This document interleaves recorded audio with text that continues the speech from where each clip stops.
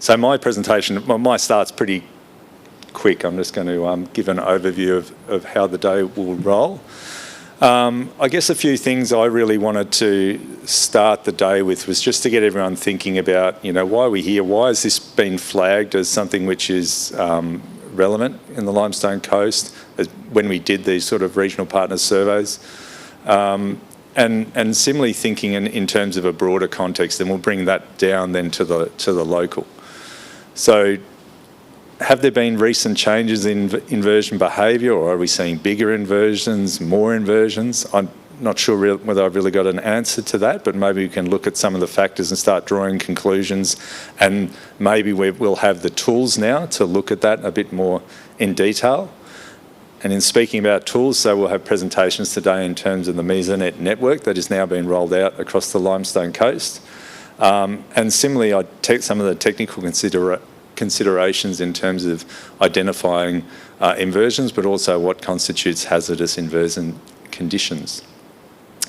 In line with this is, the factors, what do inversions influence? Things like this morning, we've had frost conditions across the Limestone Coast. At other times, I think spray drift is a consideration, and also like in the Limestone Coast at harvest time, things such as smoke and how they influence ripening fruit have definitely been a topic for discussion.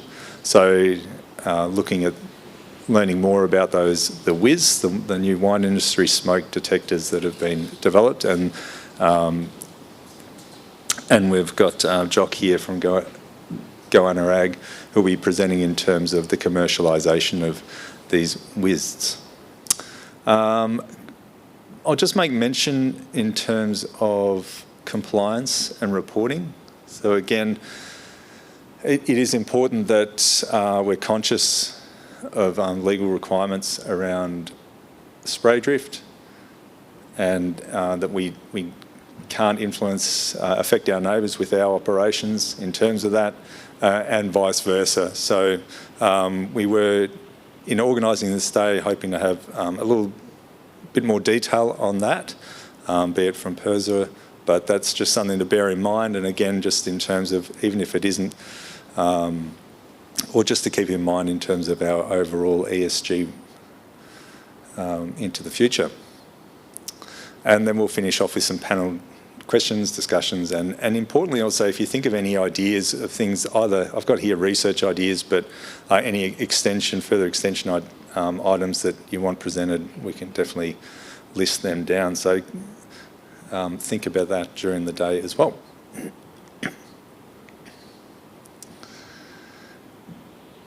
So yeah, why that focus on inversions, frost, spray drift and smoke? I wonder, are conditions for their formation becoming more common? And I'll present a little slide on that. And how can we better understand these conditions? Like, will it help us see them, coming in advance, or will we know more, like in our own management, know more reliably, when or what time of the day an inversion will start forming, the probabilities, how will that influence our management in terms of, can we push our spraying window longer, or given certain conditions we can see already in the middle of the day, do we already know that we're probably going to have to cut things off short during a day? This is sort of, in my mind, where having a better understanding of the technical aspects will influence our direct management of vineyards, maybe even down to a day-to-day or during the day basis.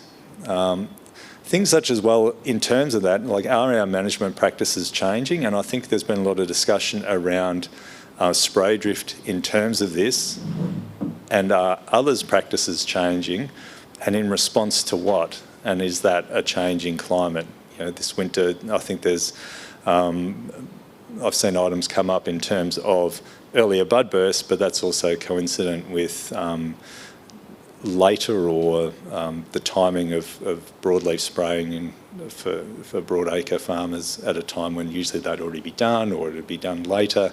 So there's this overlap between sectors now in terms of when operations are occurring, and will that cause any problems? Similarly, at the other end of the season, thinking about the smoke taint. Are burn-offs occurring earlier, later? Are our harvest windows changing? And, is, again, this overlap in their timing causing issues to us here on the Limestone Coast? So just some thoughts on that, which we can definitely have in the discussion. So if that's ringing any bells for you, please write it down and we'll chat that, talk about that in terms of the broader discussion. Just a quick summary of some of the Limestone Coast initiatives in terms of how we've already started looking at some of these things. So the Limestone Coast Grape and Wine Council has been working with CODL, which is Conditions Over the Landscape, who have rolled out the Mesonet network just to maintain awareness of that occurring, and there was some liaison as well when looking for where these would be located in the Limestone Coast. Again, also that trial, I think it's 2 years, was running here. So the Limestone Coast was the only region outside of Victoria that was able to have where the wine industry smoke detectors were deployed to look at, and I feel that as a region, we've already learnt a lot from just those few years of having those detectors in the region. Presentations and field days, such as the National Cabernet Symposium. So again, the WIS are a good example of something that was presented there, but some of the conversations during that event. And also I'm pretty sure Uli sent that out as a bit of a flyer, the grains and grape, the GRDC and Wine Australia announcement in terms of spray drift. Yep, a press release, yep. Yeah, so that was sent out there, and that's definitely talking to some of that, what I just mentioned in terms of the overlap of operations across sectors. We also had in September, did you say, Uli, 2021, was the Managing Extreme Weather Events. And so leading into this workshop, I've reviewed that, and a few things which really leapt out at me were just some of the things that were flagged here. Is Peter Heyman, it's mainly his presentation that I've taken these screenshots from, but there was others. I really encourage you to go back and watch that. But things such as, and I can't admittedly read it here, it hasn't come up as I would have liked, but earlier bud burst and then coming from warmer, drier winters. And I think this one here says something about earlier frost risk, so that Peter had it presented in terms of our phenological timings and calendar year. Again, what were some of the extremes that were flagged? And this is back in 21, so warmer than normal summer and heat waves, but a warmer winter as well, and then the potential for frost damage. So something that just my personal observation is to say, right, in the last year, maybe the number of frosts we had were less, or the October frosts weren't as harsh as we'd usually expect. But if there was earlier bud burst, these September frosts became really relevant. The growth was more advanced, more susceptible to frost damage, and the frosts earlier on were a bit harder than we'd usually expect or have seen historically. And so that touches on this last one that was presented here. So these are a time frame, 1981 to 2000 and 2001 to 2020. Just the 7-day moving average of frost events or days below 2 degrees Celsius. I think the big thing, just staring at this chart for a little while this morning to try and understand it again, is that everything's moved back. So as with the climate atlas that presented, that the probability of damaging frost events would be reduced in a warmer climate here. But the important thing is that it appears that the occurrence of frost events is shifted, or the last frost event is now, say, at the start or mid of November as opposed to late November. Frost still is occurring, and so I think it's mindful to keep in mind, well, when is bud burst occurring, and is that earlier? Has our phenology changed? Is there this overlap occurring that we haven't seen in the longer term past? Okay, and so just trying to keep the bigger picture in part of what I'm presenting as a start. We had hoped to have a meteorologist present some of this, but we weren't able to get that across the line. So I just thought I'd dig out of the archives a couple of Bureau of Meteorology resources, a couple of short videos, and then I'll talk to a couple of the observations from right now. So, meet Sam. Sam herds cold fronts up from the Southern Ocean, a significant source of rain for much of southern Australia. If we take a look at the Southern Ocean, we can see westerly winds roaring around Antarctica, throwing out cold fronts of stormy, wet weather. The strength and position of these winds is known as the Southern Annular Mode, or SAM. SAM is an unreliable climate dog, often changing behaviour over a matter of weeks. This can affect southern Australia's rainfall in winter and even parts of eastern and northern Australia's rainfall in summer. When SAM is tied up, strong winds are pulled south towards Antarctica, and there is a reduction in the number and strength of cold fronts that reach southern Australia, reducing winter rainfall. When SAM is let off the leash, this can drive westerly winds further north, increasing the chance of cold fronts and rainfall across the southern states. But in summer, SAM acts a bit differently. If SAM is sitting further south, it can actually coax more moisture and summer rain over parts of eastern and northern Australia. SAM's behaviour is complicated and is linked to what the other climate dogs are up to. However, over recent decades, SAM has been tied up more often, resulting in fewer cold fronts and less cool season rainfall for parts of southern Australia. Scientists are watching this climate dog closely, hoping to tease out how it may impact our weather and seasonal climate variability down the track.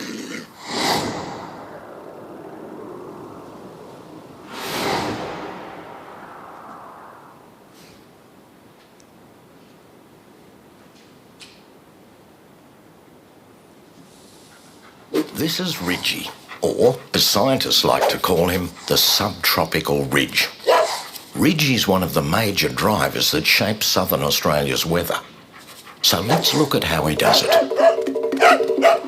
As warm air rises in the tropics, moves south, then cools and falls, large areas of high pressure are created. This band of high pressure, in this case Ridgie, is great at blocking rain-bearing fronts. From November through until April, Ridgie chases away cold fronts around southern Australia for days or even weeks at a time. When winter sets in, Ridgie heads north and cold fronts find it much easier to reach southern Australia and deliver their rain. Until Ridgie returns again next November. Ridgie travels north and south every year, but in recent decades, he's been getting more effective at chasing away cold fronts from parts of southern Australia, meaning more dry weather and later autumn breaks. The Bureau of Meteorology has observed that Ridgie's increasing strength is related to the rising global average temperature. But the scientists are continuing to investigate how this climate dog might change his behaviour in the future.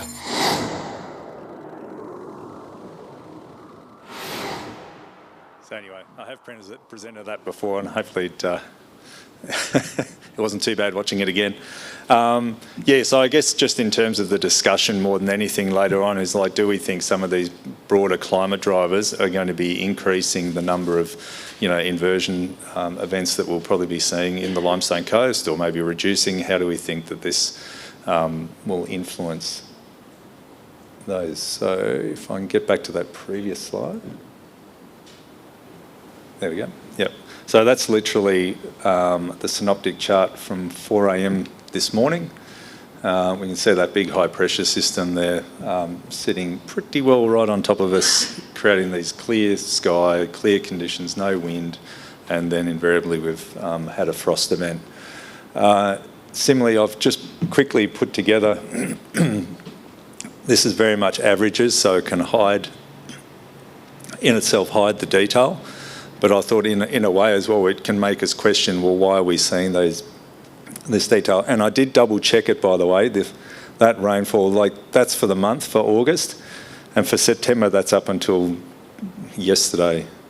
So at the moment, the rainfall is actually identical. I had to double check that. But in terms of the long-term average from the Coonawarra weather station, which is back to 1985, at the moment, August was a couple of degrees above average, which may explain why we're seeing earlier phenology. And similarly, September is currently tracking warmer than average. But something to watch on that from this point in would be, well, how will these next 2 mornings influence that? Like this average can be drawn down quite dramatically if you're starting to see 0 degrees Celsius mornings or less. So those cool starts to the day can really can quickly influence that average over the course of a month. So that's sort of looking at that bigger data, those averages, what could they be meaning? Or similarly, if this July temperature or maybe August actually being a lot warmer, what could that mean? Could it mean that there was actually less cold starts? Was there more cloud cover or something keeping those nighttime temperatures warmer? Given the fact that, it was dry, we know that, but was there still cloud cover here, and therefore was it warmer and drier? And that's something, again, that Peter Heyman talks to in his presentation around the amount of evaporative loss and evapotranspiration that will be occurring. So there may have been this winter less rainfall, warmer, and then think about this other factor as well in terms of evapotranspiration loss. So getting a bit sidetracked there from inversions as such directly, but just wanting to get everyone thinking about what are these broader influences. What do we think will that create more of these inversion conditions, and what factors will that have in terms of our day-to-day management of our vineyards, or even within the season? Thank you, Hans, and thank you, Yuli, and thank you to those of you in the room for the opportunity to come and talk to you today about the Wizard. I'm going to apologise, I hadn't seen Ian's presentation before, so there's a bit of duplication in what I'm going to show you, so we won't spend too much time on it. I'm going to start with an introduction. I'll give you a brief overview of what I'm going to talk about today. I'm going to introduce you to Goanna Ag and what they're about. We can do that fairly quickly because some of it's already been spoken about. I'm going to talk about the 4 cornerstones I see as important to commercialising the Wizard. Ian's touched on some of them, so we don't have to revisit too much of it. Also, a really good opportunity to talk about the on-farm connectivity program. I'm sure you're all aware of it, but it's hot topic right now because it's about to open up again.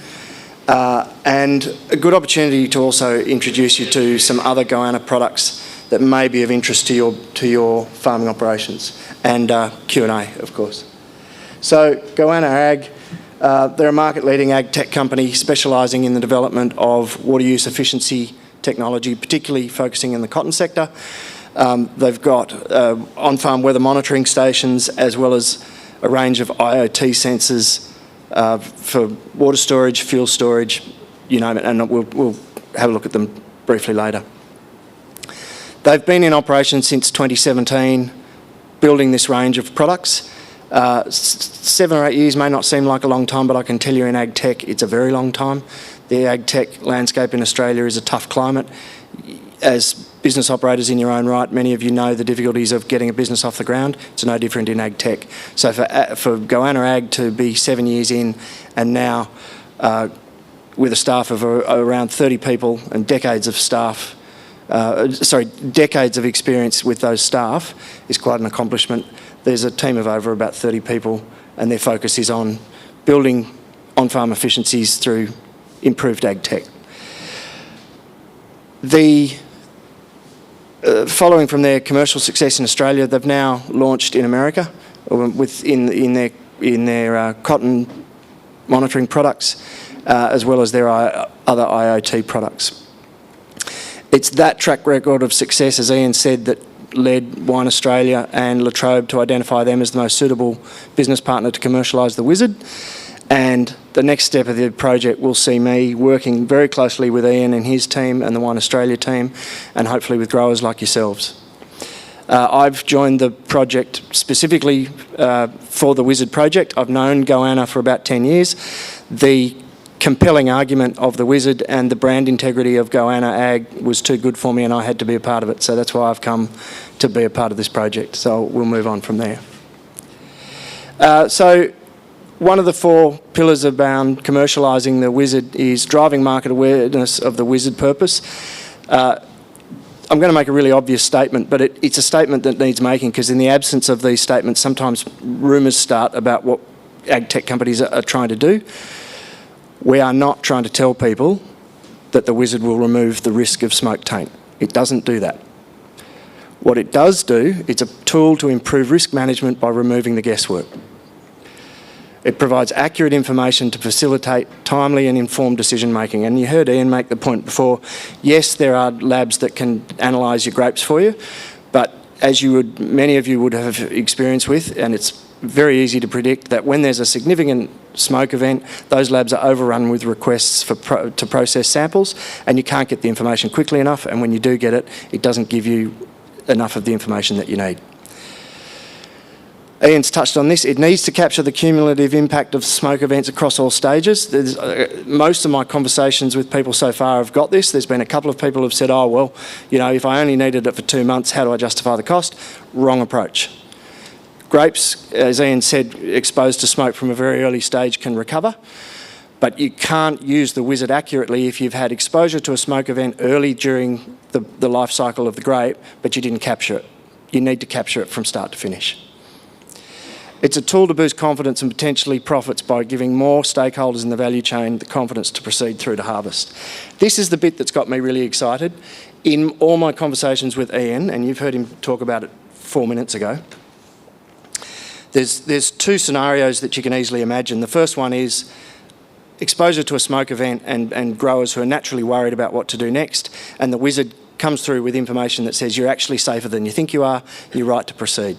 And the second scenario you can imagine is where the event is catastrophic and the Wizard comes out with data that says cut your losses, drop your grapes. In 90% of the conversations and the examples that Ian has spoken to me about through the work he's done, it's been the positive earlier example of saying, keep going, you're going to be okay. And I think that's a really good news story for this technology. The key objectives of a commercial trial that we want to achieve. So number 1 is expand the current audience. So far, you saw Ian say that there's been 6 or 7 over here in the Limestone Coast. There's been around about 60 in northeast Victoria. We need to expand the audience. We want more data from more growers in more areas. So we've got plans in the coming season to put more of these in the Grampians, the Yarra Valley, Macedon Ranges, which interestingly enough is where I'm from. South Australia with you guys, and hopefully Adelaide Hills, etc. Down in Tassie on a bigger scale. Interesting to note that Ian made the same presentation Monday a week ago in Tasmania. We've had 5 and 6 confirmed parties that want to press ahead with using the Wizard. There is a Wizard unit somewhere around the room here if you haven't already had a look. And we're going to expand them into central New South Wales. What we want to do also is demonstrate and validate the solar recharge and Cat1 or 4G connectivity capability. In nearly every case that they've been trialled so far, they've been connected to 240 mains power and piggybacked off the Wi-Fi that's available at the winery. We want to go to the next stage and test the hardware that is in the units, and that is connect them via 4G and test the solar capability for environments where they can't be connected to 240 and environments where they can't reach the Wi-Fi. So that's part of our objectives for the coming season. And I've said it already, data capture from a wider pool of growers, geographies and smoke events. Mirroring Ian's point, we need more data from more places to build the strength of that data set. And we want to explore the opportunities for the software as it is now and what it could be in the future. And identify what is it that it absolutely must have and what is it that might be nice to have, but we don't want to wait to do it. And we want to leverage the current on-farm connectivity program to help more growers access the technology at a very reasonable cost. The other part of commercialising this technology is establishing its market potential. So what is the size of the market and the readiness to adopt? How many end users are there likely to be? How many units would each user want? How many would they want on per vineyard? How many vineyards do they have? What's the potential for it domestically and internationally? What's the composition of the market? Is it mostly growers? Obviously, there's a natural fit with winemakers. Is there a fit for insurers? Is there a fit for forest fire management authorities? The answer at a shallow level is yes, but what level of investment might they be willing to make to support this technology going commercial? And what's the MVP functionality in our next release? MVP being minimal viable product. What is it that we actually have to come up with to say it's the product that the market wants if being a smoke detector on its own is not enough? It may be that it is, but we've got an open mind to what's its potential to provide other benefits. And coming up with a viable commercial model that's sustainable and attractive. Talking about MVP for future releases, the hardware configuration. So at the moment it runs off 240 volt, it has a rechargeable battery with solar charging capabilities, it has a GPS tracking locator in it, there's temperature and humidity, which you saw Ian talk about. We need to work out, is there anything else that needs to be in there, and is it robust enough to survive for as long as it needs to survive? The trials that Ian's team have done have said that it does, but we've got to do that on a bigger scale. Connectivity capabilities, we've talked about 4G hardware is in there, but we want to turn it on and give it a real test. Installing the plug and testing the installation or the plug and play requirements, if you like, for new users. So at the moment, Ian and his team have done nearly all of the installations in the northeast of Victoria. I need to get to a stage where we can establish how easy it is to package it up in a box, send it to a customer, and have them be able to open the box, turn it on, and with confidence know that it's connected and it's doing what it's meant to do. What functionality inclusions should it have? We've talked about smoke, weather, mildew, frost, frost detection, etc. We're researching what hardware do we have to build into it to be able to do those things, and do we want to be able to do those things in the next release, or do we want to have the hardware capability to do it with the software capability to come later? These are questions that we haven't answered, and we want to work with growers to find out what those answers are. We've talked about that. It's already got temp and humidity and GPS locations in it. And the user interface intuitiveness. So one of my show and tells was going to be to show you the dashboard. Ian's done that. We can have a look at it again if we need to. But that's about looking at the dashboard. What does it show us? Does it naturally fit with how your mind works when you look at it, and does it tell you what you're trying to understand? Do we need to enhance it? Again, these are all questions. Commercially appealing software as a service model, what does that look like? I will use this as an opportunity to talk about the on-farm connectivity program quickly. The Wizard is eligible for the rebate. Just quick show of hands, is anybody not familiar with the on-farm connectivity program? All right. Federal government launched a program, I believe the first round opened last year. It was a $15 million pot of money for ag-tech suppliers to offer innovative products to the rural market that hadn't previously been available, and growers were eligible to get a 50% rebate on eligible products to buy those products and install them on their farms and start testing the benefit that they can get. Round 2 is about to open. Round 2 is $18 million, so in total at this stage it looks like being a $33 million project.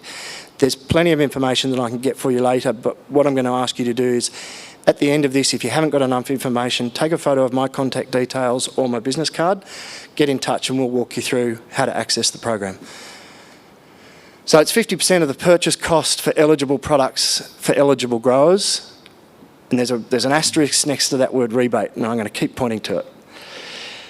This is the big difference in the eligibility versus the first round. So the eligibility criteria has changed. The primary producer revenue cap was $2 million. If you're above $2 million revenue, previously you couldn't get it. That's gone up to $4 million. We have heard of stories of enterprises that may exceed the $4 million cap, but have more than one legal entity, and the other legal entity doesn't exceed that cap. you might find a way to do that. The second point is there is a lower minimum rebate. So the previous rebate was $3,000. So if it's a 50% rebate, your spend had to be at least $6,000 to get 3 back. That's been reduced to $1,000. So your minimum spend logically now is going to be $2,000 to get $1,000 back. Now the rebate excludes the GST. The extended time frame for completion of the projects has increased from 60 days to 120 days. I'm going to tell you that that comment there is completely irrelevant, and I'll tell you why.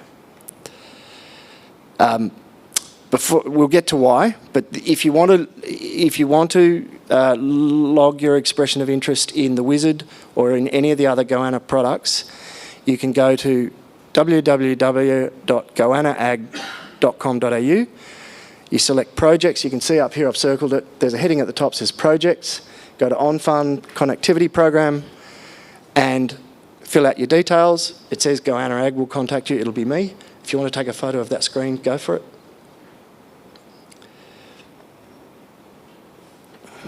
I'll just pause.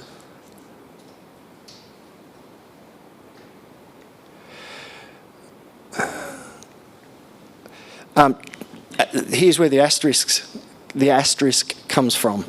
The tips and tricks to ensure you get the rebate. Federal government program will only approve one eligible grower order per round of the program to get the rebate. So if you ordered one Wizard and one tank sensor, or one Wizard, and you liked it and you said, actually I want to go again, the government won't give you the rebate on a second order. So the tip there is order what you want the first time. All right? Second tip is, and this is where the asterisk comes from, it's a popular program. Last time they ran it, the money ran out so fast, huge numbers of people missed out. So don't wait for the program opening date to be announced. It's thought that it'll very likely be November. Don't get up on the first Monday in November and start thinking about what you want to order. You need to find the suppliers you want to deal with. You need to place your order and do it now. Register your interest, confirm your order, pay your invoice. And this is, the goods can't be shipped until the rebate's confirmed. So this is why the processing and the timing is key. The rebate's not assured until the grower completes an online rebate application form. And here's the process. So as a grower, you might place your order with Goanna Ag. We issue an invoice for 50% of the goods. So in the case of a Wizard, it's a $2,000 Wizard. We issue an invoice for $1,000 plus $200 GST. The grower pays the invoice and completes the online rebate application, and then the rebate is secured. If that online rebate form isn't done,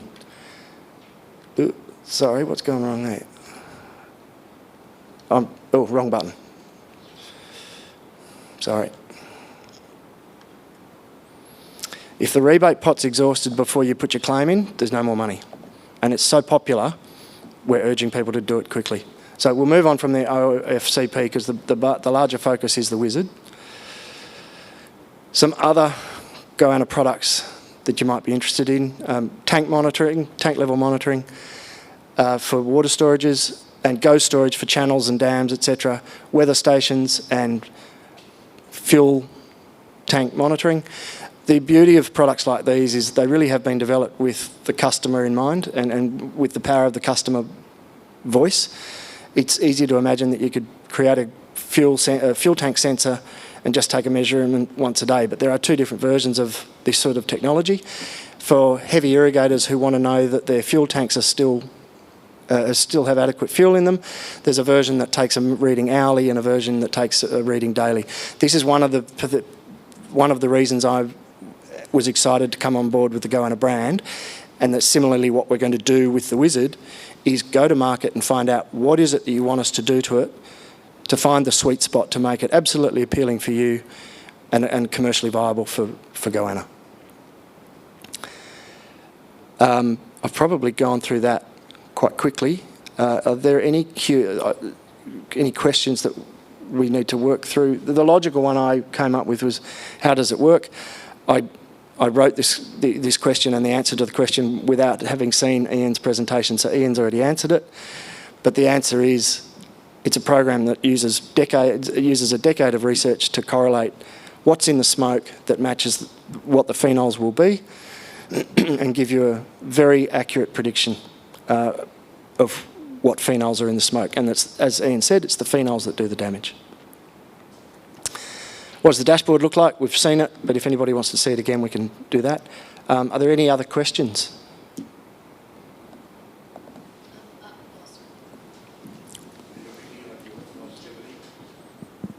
Have you got any idea what the longevity of the sensors is?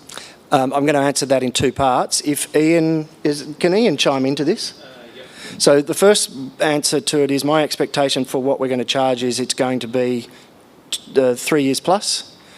I'm going to ask Ian to answer the question on what have they proven so far.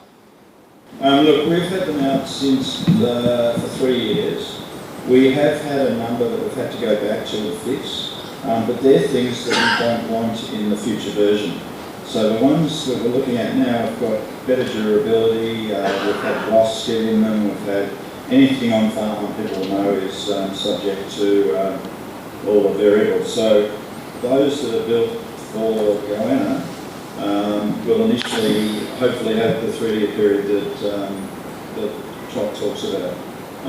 If not, Jock will need to work with the growers and others about what happens if something happens within that period. And we're not the manufacturer, but we've worked with them very, very closely, and they are very innovative. They design zinc bales for the big bash. They're pretty smart people, and they're working with Garran at the moment until the truck slides off to Garran's control later on. So that's all I can say. Yep. They've lasted a hell of a lot longer than what we thought.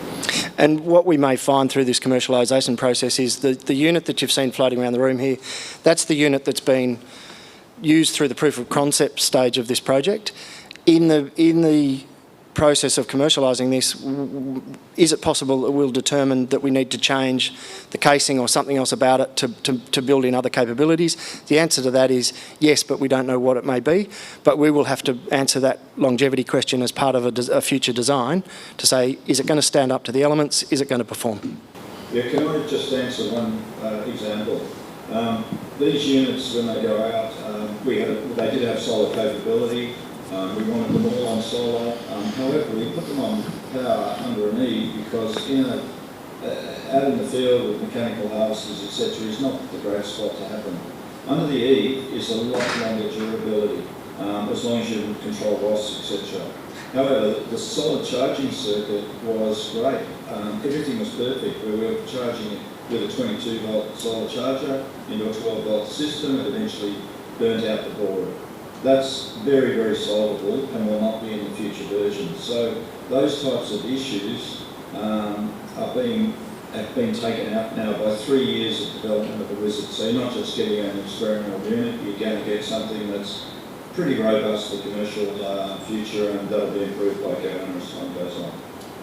Leave it there. Liz, sorry. Separate to the Wizard, are those other products that you have on as part of the on-farm connectivity program? Yes. So everything that you have? Yes.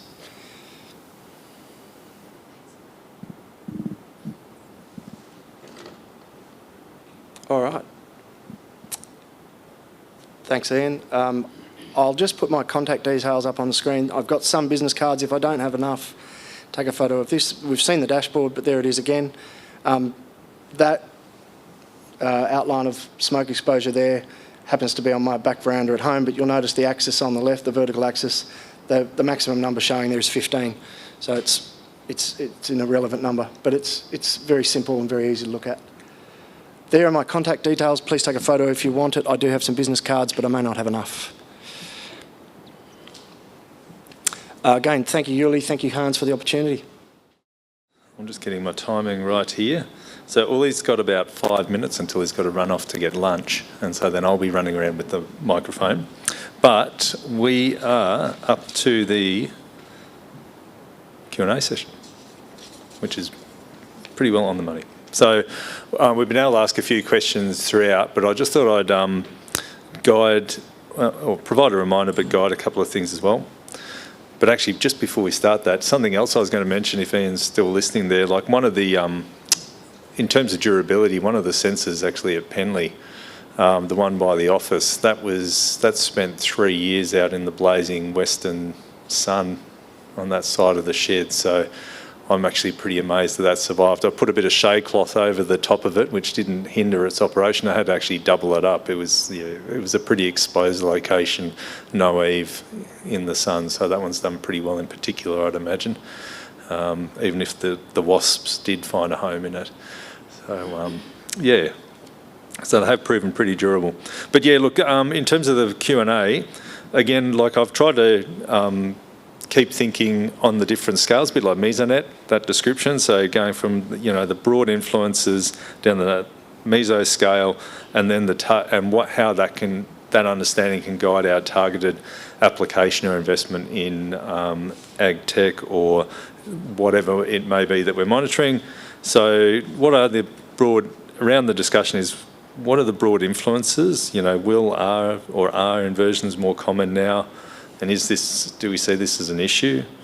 The Mesonet network opportunities, like what are they in terms of our own businesses and locally versus, across the broader Limestone Coast?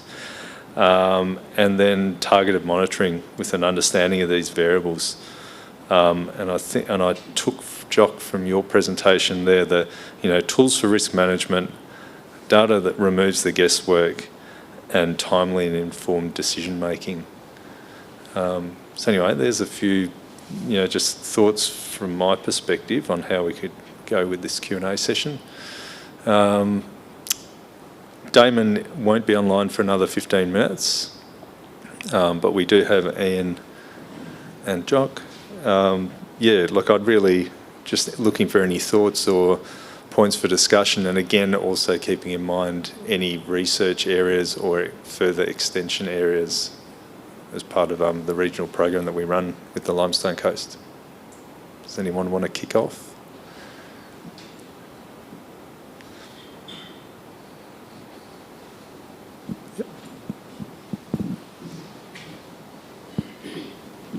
Hans, one of the things that springs to mind is that, getting back to frost, is that one of the worst frost situations we get was where we had dry winter, but drier in the Wimmera than here, and then we get these northerlies with these huge masses of cold air that have rolled in and created frost that wind fans can't fix, because there's no inversion. There's just -4 degree air going up a long way, and that's was the situation, I think, in 2006, and I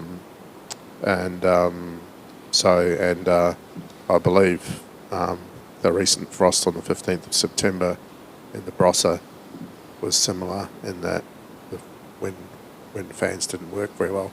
But I was just pointing out that knowing when there's these large masses of cold air sitting close by may be interesting in terms of the danger of let's say, catastrophic frost events. Yeah, so I definitely agree with that. Like 2006, I wrote that down. Like, it was off the top of my head, I think we had 300 or 340 mil rainfall for the year, annual rainfall in Coonawarra, compared to 560 mils or whatever our average is. So we're down on that, and we were one of the, definitely one of the best places in Australia, I think, that year. Like, it was continent scale dryness. It is, again, a bit of a thought just with my knowledge of frost is, often we hear referral to black frost, and black frost events technically are when the dew point is below zero, and so you get that rapid decline of temperature to below zero. So typically at the dew point, the rate at which the temperature declines will slow, and so you get this curve point. Say if we've got a 2 degree, probably last night was like 2.5 degree dew point, the temperature will rapidly decline to that and then slow as it drops to zero. But the black frost events, the dew point is actually already below zero, and so things rapidly decline, and you really get your frost protection systems running a lot earlier, and damage can occur even, I think very quickly, like the time at which temperature is at 0 or below is, I think it was something like is far reduced until damage sets in. So I'm wondering with that, thinking out loud, like how can the Mesonet network maybe assist with some of that? Like again, if we can see all the weather stations, if you subscribe and actually you get global access, that's quite interesting. Similarly, I believe that's a similar thing in terms of the frost fan networks, that you can see beyond just your own frost fan and the region. So again, how can we maybe, is there access to that sort of data or insights that we can gain, or are there other networks? So the New South Wales and Victorian network, or Queensland? The New South Wales network, the WAND network that Damon referred to, was actually created by Guyana. And yeah, they are working on the frost piece as well. Yeah. So that WAND network, is that something again where, is that data which would, with the subscription, would it be a same subscription? Are they sort of sister networks, or? They're different organisations, but they serve a very similar purpose. Yep. And is that, again, for research purposes, is that data that can be purchased or would be made available? If I can't answer that. I'll take that as a question. Yep. Cool. So that's, again, definitely looking at those broad influences, which is rainfall. Which would again, do we think that the Bureau provides detail on that in terms of, I think we get those monthly maps of precipitation and updates to our inboxes. Let's just say coming into this spring, has everyone felt that, adequately informed in terms of the state of the national rainfall and where the continent scale, I guess, soil moisture might be at? Would you know where to look? Where do you look? On the Bureau I'd look on the Bureau's site. I just knowing that I do get, like, I must have subscribed years and years ago, I definitely get an update on monthly rainfall and then the forecast that's provided. And I believe that they definitely have vegetation that they report. So I'd have to assume there'd be something around soil moisture. Chris? There was a recent one to run new climate dogs there. Yep. Whatever they call it. I should know. Yeah. It came up.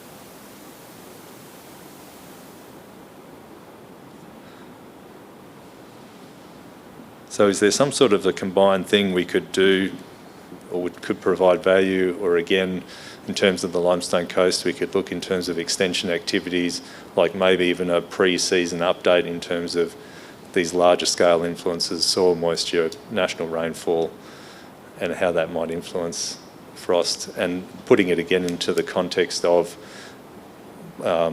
things such as we had with unearthing viticulture in terms of where phenology is sitting in a broad scale, and what's being observed elsewhere.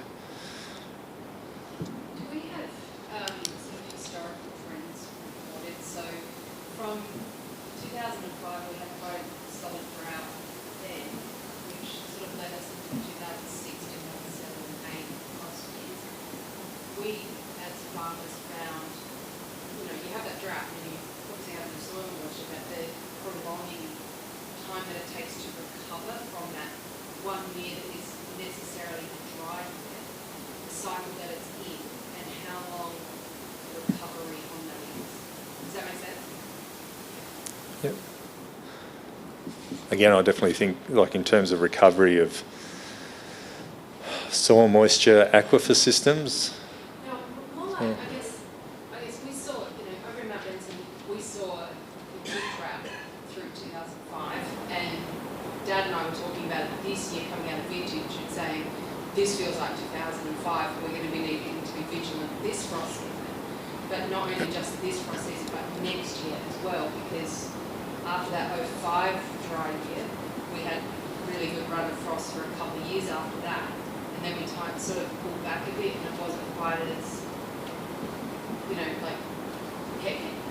So is your comment that the patterns repeat, that being able to see the data would help to know when the pattern's coming around again? Yeah, like, it's without the dad who's been farming since 1960, something. How would you know? How would I know? Yeah. And, he just commented to me, Miller Vintage, gee, it feels like a 5. And I went, oh, that's interesting. I don't like that. And because, I wasn't even here in the 5, I was working away.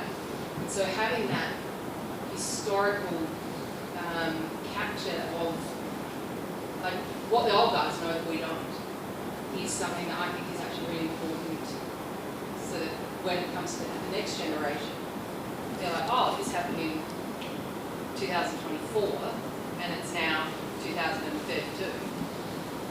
It's a bit more understood how the cycles work and patterns shift.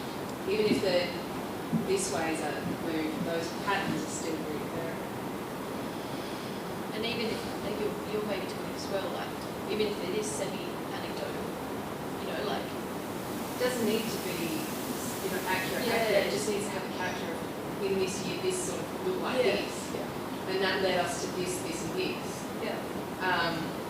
And have it sitting somewhere so that when you get that feeling like, has this happened before, you can sort of look at it and go, well, I'm probably going to need to hang around my farm in, September, October, November that year and make sure I'm on frost watch.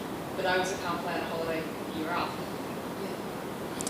And having that accessible as well, like having that historical record or seeing those trends, the repeated patterns. I'm thinking of the Google slide bar when you can go back in time on the Google Maps image and see how things have changed. But it differs from that as well, what you're saying in terms of it's more what are those blocks of years? Is that something tangible? Is that something that does occur? Or what are they? And I feel that there has been a project done. I think wines, it's more in terms of assessment of wines, Coonawarra, to look for similarities in the years. Wasn't there a big tasting? It may be a wind-specific tasting that they did. Yep.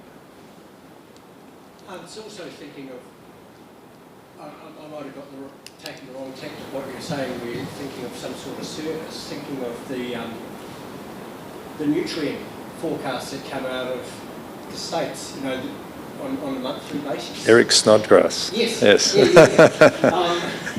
That having that sort of thing available at the start or, occasionally throughout the season for, South Australia or something like that would be hugely, narrow it down a bit. But, we could convey how big a groupies we are in the Limestone Coast, and I'm sure he might come out and visit us. What do you think, Liz? Yeah. And his enthusiasm, yeah. Are you able to capture some of the discussion? Is that going on the recording? Yeah. So I don't know if that mic's still on. Yeah. No, that's already, really good in terms of that larger scale, like getting insights. I think, that informed decision making,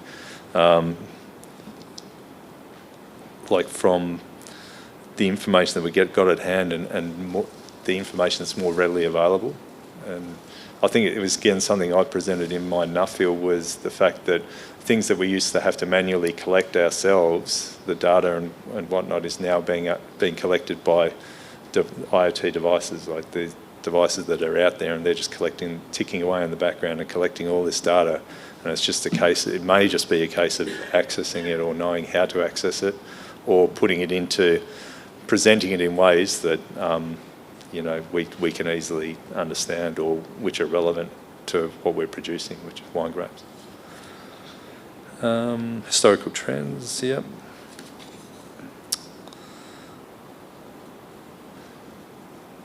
Like probably all of that really touches in terms of what I was proposing in terms of the Mesonet network and opportunities, both locally within your own vineyard and also regionally, and probably statewide as well, whether we can track certain events coming across. So it does go up to the mid-north. It's more of a north-south thing here than stretching all the way across beyond Ceduna, I guess. I'm not sure. It'd be great to be able to access temperature information coming from Western Vic. That's a different network, isn't it? Yes, there is one, no.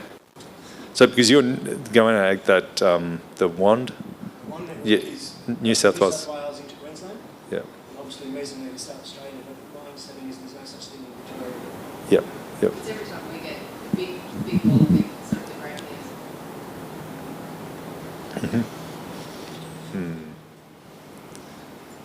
Yep. Okay, and yep. So to ask about, so that's why they limited to stand alone as well as going on weather stations in New South Wales. So there's no network in Victoria. Do they play? They're not yet going into the weather stations.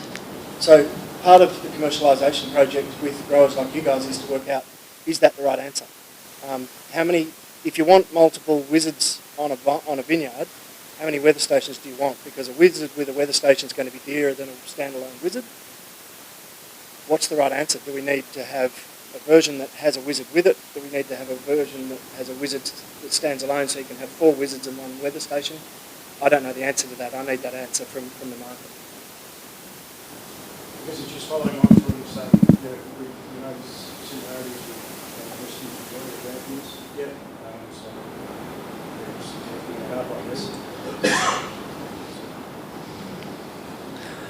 Yeah. Hey Hans, what was the question? Sorry. Sorry. Yeah, Ollie's just getting the microphone now. Yeah. Sorry about that. It's Ollie. Just talking about that we've got mesonets in South Australia, and Goanag's got just rolling out a similar network in New South Wales. The question from here was also, is Victoria going to do anything similar? I guess that's tied in with, well, the wizards are standalone as well, but yeah. I guess we're interested in what happens. Yeah, I'd say once Damon's back online, he may have some insights on any thoughts within Victoria. I guess within the audience here, though, is like, do we see a benefit in terms of that we have this network now available? Like, I know in the past there's been, there have been other weather station networks available, or weather stations that are closer nearby, like the.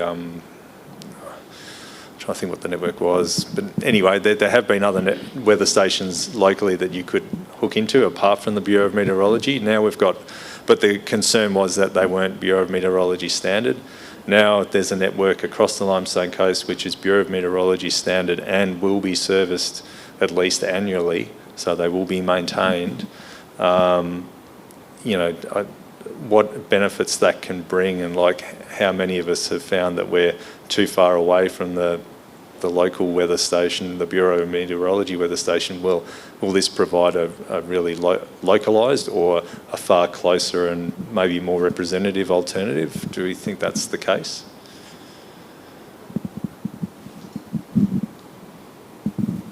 I've only just turned on to the Mesonet this morning while we were chatting, and one of the big things that I can see as a benefit for me especially is where we are in where I am, where my vineyard is. What happens at the Cape Jaffa Bureau of Meteorology weather station never happens where I am, and where I am, it doesn't happen at Robe or Kingston. So our rainfall measurements are usually well off, our temperatures are usually well off, because it's such a dynamic weather environment around that coastline.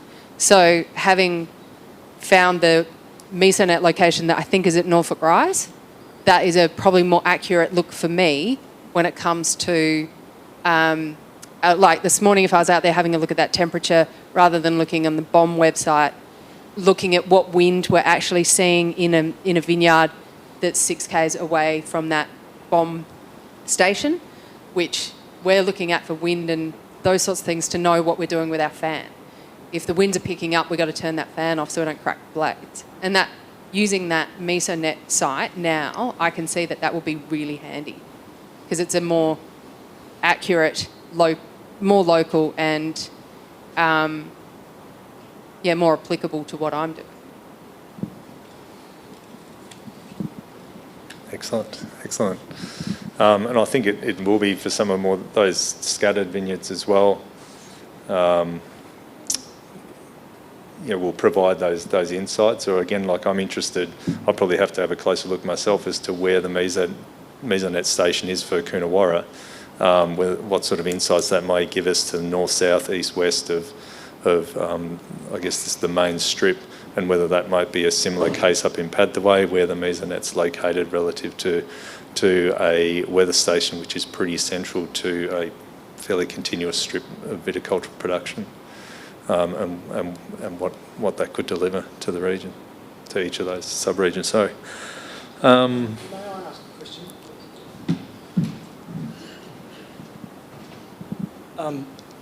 To be clear, this is a question more than a statement, but and Ian touched on it.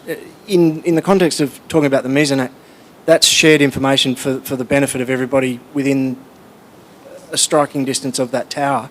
To be very clear, the wizard at this stage, the owner of the wizard owns the data. So that's not public information and it's not shared. And there could in time be commercial reasons why you'd want it to stay that way. But I'm interested to get feedback from the room. Are there reasons why you would think that it would be better to be shared, or is it better to be private? Depends what it says. And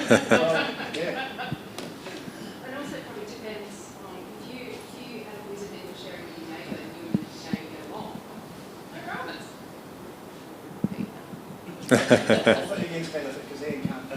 Oh, so what I just said, Ian, was sharing a wizard would kind of be a good option for sort of cost cutting, or not spend budgeting.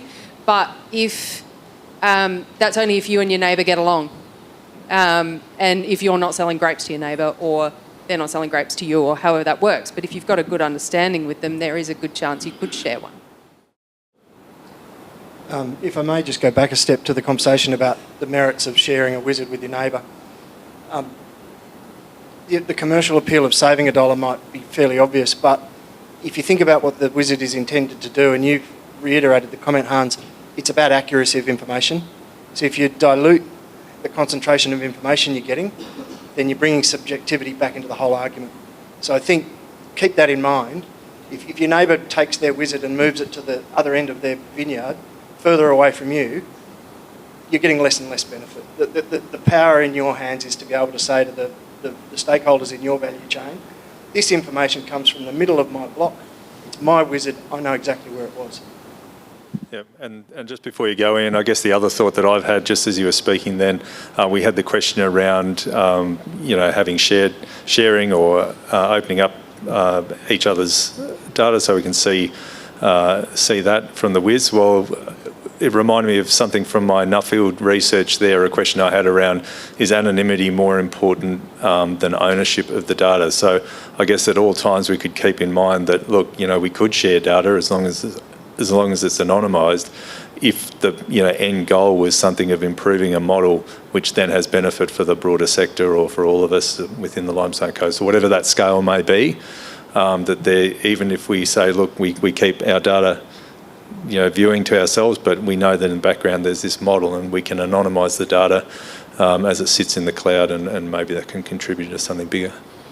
And just to answer the point, with the needle, just think of this, your neighbour, anyone comes out, one of the first big guys and says, where's your needle? Is it a little bit more in the green than the other one? What do? Oh, we want to take those grapes. So you don't want that. You want to say to them, it's in the green. You don't want any relativity in it, because the green is also exactly the same.